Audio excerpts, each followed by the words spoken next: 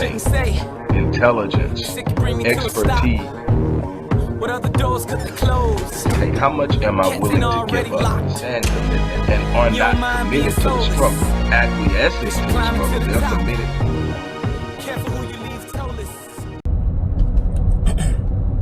Hello everybody, Dr. Rick Wallace here. I'm actually moving around, headed to the gym. I'm preparing for a 30-day holistic fitness and wellness challenge that I'm going to be sponsoring, and so I'm trying to actually get a head start on that. But I wanted to talk to you about something that I wrote about today, something that was inspired by a post by a young lady that I don't know, but someone I know shared that post, and it inspired me. And I'm going to actually share the link in the description box of this video when I upload it, so that you can go to the page, see the statement. It's a one-line quote, but basically it talks about why some men are okay with seeing a woman literally work herself to death and not see anything wrong with it, and it being tied to the fact that that's what his mother did and he idolizes his mother. And I make the connections with careful precision as to not stir up and instigate an already heated gender war within the black community. What happens is, though so many of us who don't want to facilitate or instigate a gender war that has been well underway for some time and instigated outside the community but carried out within the community, most people who don't want to see that stay away from topics that point out certain fallibilities within behavior amongst a certain gender, because they feel like it's going to bring in the opposing side to jump on it, which will make the group defensive. And that's always a challenge, but there has to be truth. There has to be a willingness to deal with the elephant in the room. There has to be a willingness to unpack so much of the trauma and the dysfunctional behavior that we exhibit too commonly, so commonly that it is often viewed as a normalcy within the culture. It has become a cultural accepted norm when the truth is it's dysfunctional, it's non-productive, it's antisocial. And basically what we're looking at is a situation when you have a missing father and the mother is trying to fill the role, and there are some things that are going to inhibit that. There's this constant push that I don't need a man, that I can do it on my own, and so many other things that are pumped up and pushed from a number of different directions and agendas. And so what happens is there's this belief, and then there's this commodification of the black male that makes him less and less relevant in the scope of things, because his attributes aren't considered outside of what he brings to the table financially. We're looking at the bearer of the identity of children. We're looking at the model of manhood. We're looking at so much that he can only bring the masculine energy that merges with the feminine energy to create the synergy that propels the family forward. We're not looking at any of that. We simply look at, can he pay the bills? And we're missing so much more. What I point out is the fact that we have mothers who are developing inappropriate and dysfunctional relationships with their sons, but we're also having sons who are witnessing mothers going way beyond and above when it comes down to being providers, disciplinarians, nurturers, head of the house, and so much more. And the thing is, there is a dynamic that does not ever come up in the discussion, and that's how that affects her health. She's quieted in her suffering because she's told that she's a strong black woman, and basically the the mood in the black community is that's what black women do. You know, black women pick up and cover everything and take care of everything, and that's what black women do. Black women have been forced to do that, but that's not ideal. That's not healthy. That does not lead to longevity in life and quality of life. There is a need for a balance of masculine energy and feminine energy. There's a need for role play out, because each individual is gifted and designed naturally and inherently to perform certain roles in the house that create a holistic environment in which kids can develop.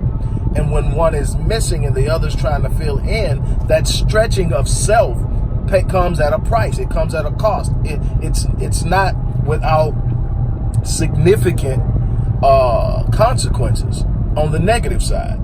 And so, you know, what I also point out is in this article is that this isn't about a failure on one side. It's not about the failure of men.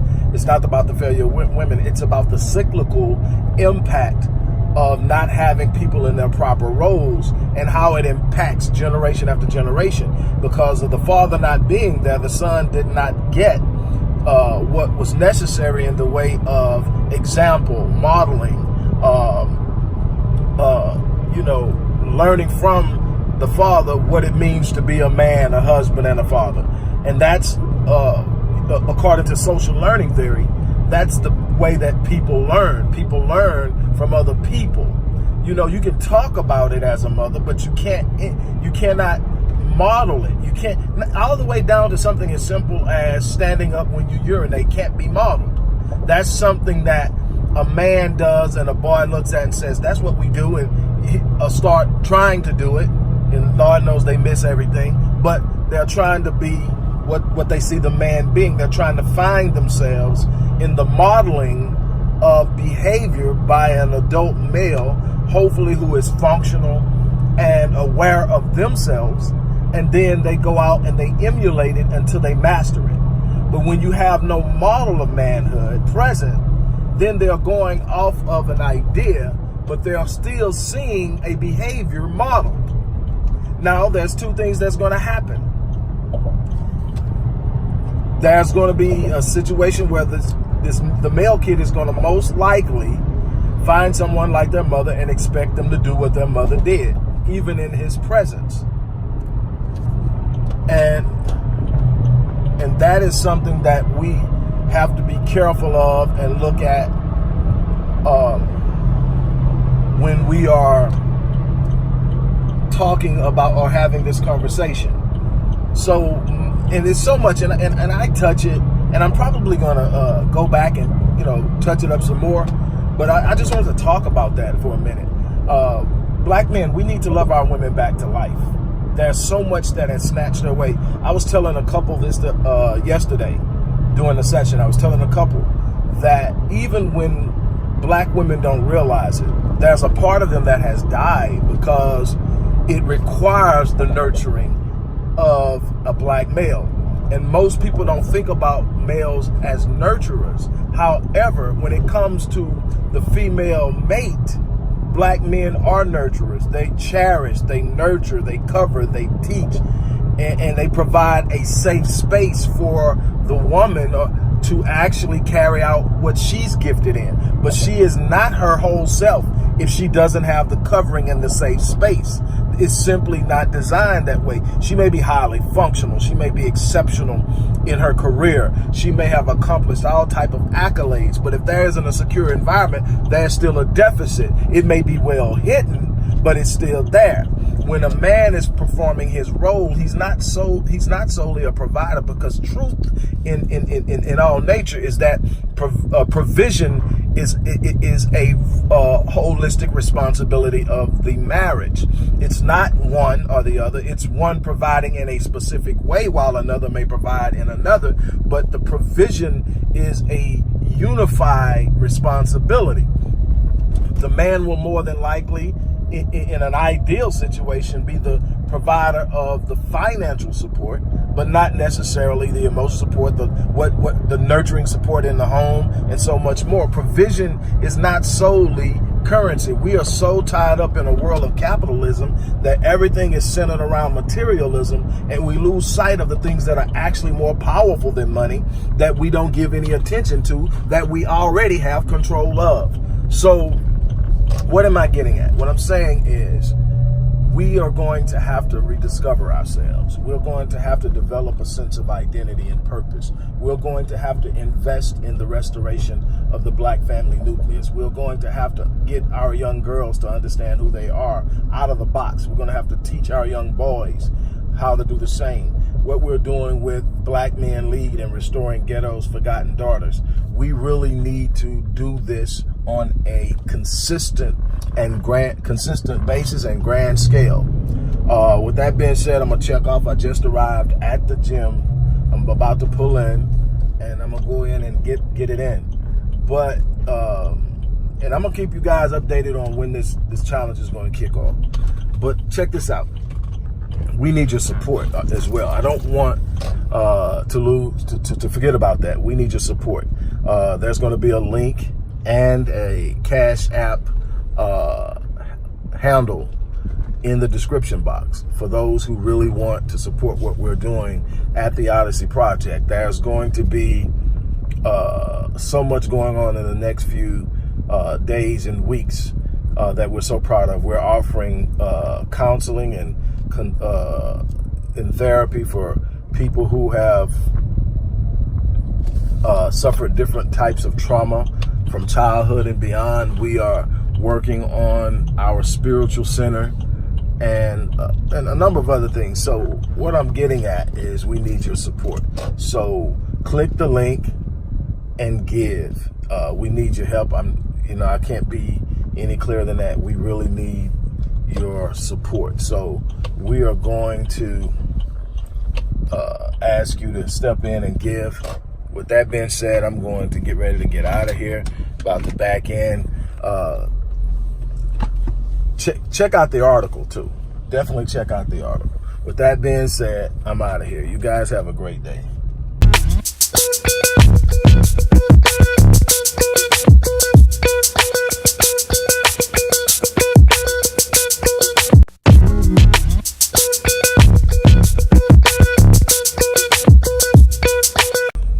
Okay, I was interrupted there, so I'm gonna try to finish what I was trying to get done. Look, we have to do a better job of protecting our kids, monitoring their phones, looking at what they're doing on social media, limiting their screen time. I watch situations where I see kids literally on their phone, constantly, and it's not helping. Parents, we're bad too. I've seen families out to eat and nobody's engaging each other. Everybody's on their device. And that's a whole nother thing that we'll talk about in another day. But you got to understand that the internet and social media is fertile soil and breeding ground for predators. And it's easy to groom a child. It's easy to throw bait out there with little risk. And these babies are getting offered money, gifts, travel opportunities, and they're biting on it, and they're disappearing forever. What you have to understand is sex trafficking is the second most lucrative industry on a global scale behind arms dealing. It's more profitable than the drug industry, the drug business, illegal drug business. And these babies are being kidnapped, and within hours, they're out of your city. Within a matter of a half a day or so, they're out of your state. In a few days, they may even be out of the country. And the chance of finding them within a few hours after they've been abducted is little or nothing, because these people are so systematic and precise with what they're doing. And so what I'm saying is, we've got to find a way to do a better job. We've got to find a way to love on our children. Look, I'm going to get off of here, get my head right, but it's just something that was on my mind. You guys take care. All right.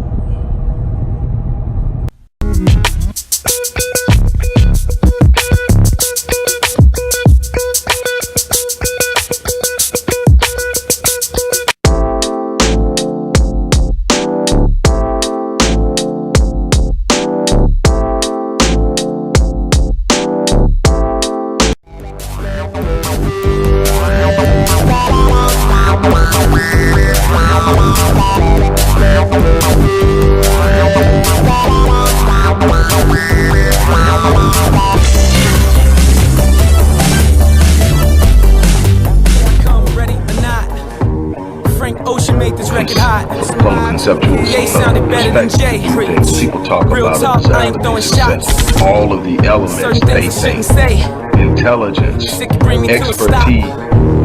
What other doors could they close? Hey, how much am I willing to give up and are not committed to the struggle, acquiescing to the struggle, they're committed. Careful who you leave. Hello everybody, Dr. Rick Wallace dropping in right now. Thanks first of all. Second of all, I just need to really iterate the fact that we need your help. We need your support right now. We are pushing to hit a goal of $25,000 by the end of this week. That if we hit that goal, it'll help us cover our goals for the first quarter. It'll help us consistently continue to do what we're doing with Black Men Lead, Restoring Ghetto's Forgotten Daughters, our new program providing mental health services and resources, and so much more that we've been doing consistently.